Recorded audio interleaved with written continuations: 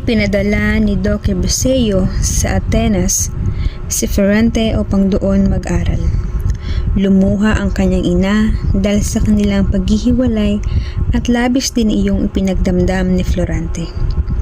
Ang mabait na gorong si Antenor ang tumulong sa kanya upang mawala ang lumbay sa loob ng ilang buwang pananatili sa Atenas.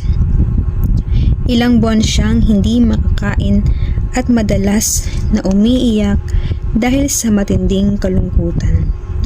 Isa sa kanyang kababayan ang doon din ay nag-aaral, si Conde Adolfo na anak ni Conde Silano. 13 taong gulang na si Adolfo samantalang siya'y 11. Mabait at marunong makisama si Adolfo sa mga kamag-aral kaya't labis siyang kinagigiliwan. Mahinhin ang asal ni Adolfo at hindi marunong makipagtalo. Hindi kakikitaan ng kagaspangan ng ugali o pagiging lapastangan. Si Adolfo ay larawan ng isang huwarang mag-aaral. Subalit sa kabila ng lahat, maging mga guro nila'y hindi matarok ang lalim ng pag-iisip ng malihim na si Adolfo.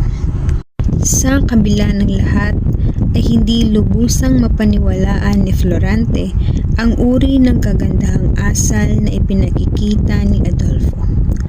Lalo't may tagubilin sa kanya ang ama, tungkol sa bait na di paimbabaw. May kung anong lihim na gawi si Adolfo na naririmarim si Florante. At sa tingin niya ay may gayong ding pakiramdam sa kanya nito. Lumipas ang mga araw at naging bihasa sa pag-aaral si Florante.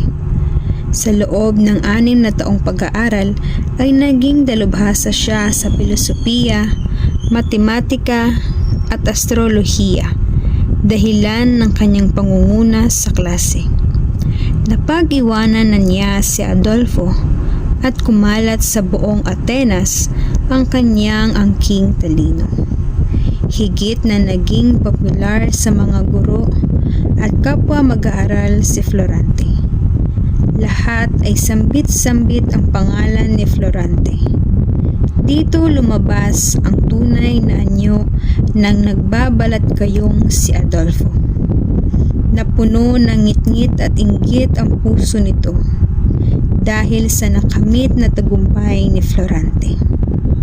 Marami nang nakahalata sa unting-unting pagbabago ni Adolfo. At may mga nagsasabing ang pagiging mahinahon nito ay hindi nabukal sa kalooban.